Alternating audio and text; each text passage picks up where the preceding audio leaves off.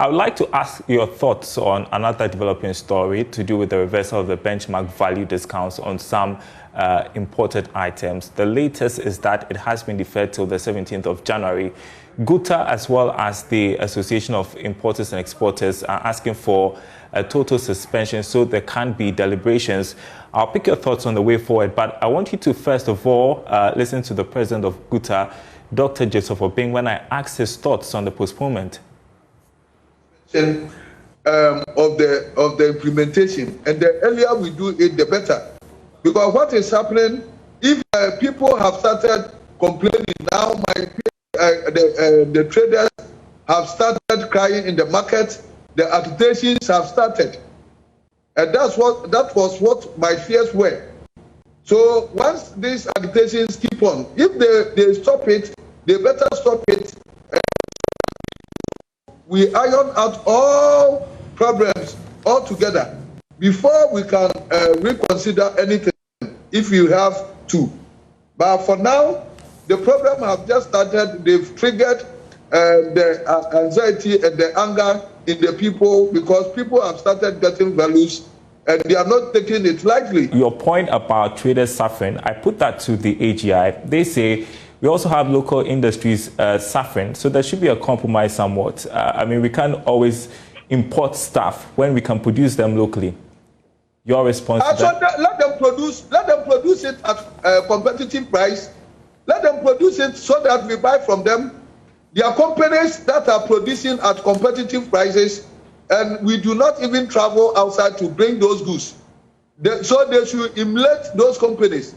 But they can't produce at extorsively high prices and expect us and force us and expect government to twist us, and then they will have their way. That is not how it is done. That is never how it is done. And that was GUTA President Dr. Joseph Obeng. I just want to pick your thoughts. Just 1 minute I have with you, Dr.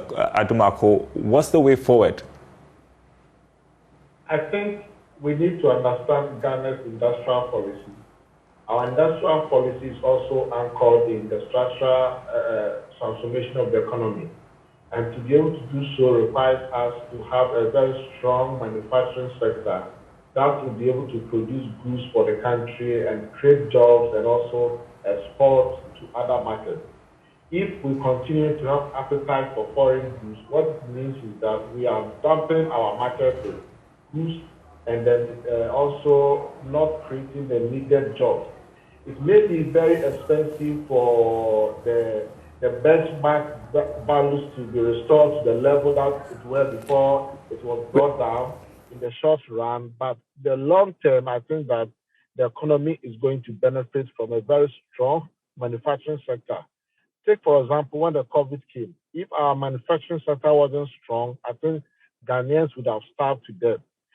Almost the PPE that we're using were all produced in Ghana because we had a manufacturing sector.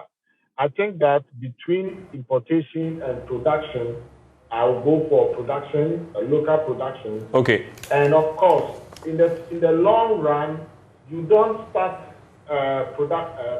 local manufacturing at the economy of scale.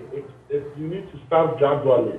Okay. But some of the goods that are produced here are very expensive compared to the imported one. But in the long term, I think that economists will say that the prices will be at the marginal cost. So in the short term thing that we have